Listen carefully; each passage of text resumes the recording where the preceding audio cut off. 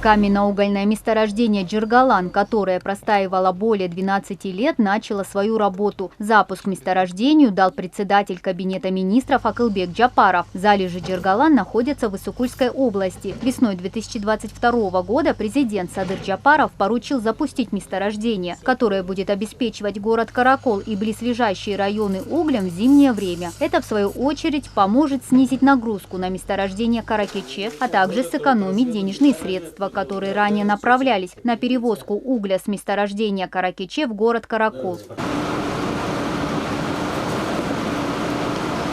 В настоящее время на месторождении Джиргалан добывается от 100 до 120 тонн угля в сутки. Для снабжения города Каракол, Тюбского, Жетеогузского и Аксуйского районов в зимнее время необходимо 12 тысяч тонн угля. Таким образом, потребность данных районов в твердом топливе будет полностью обеспечена.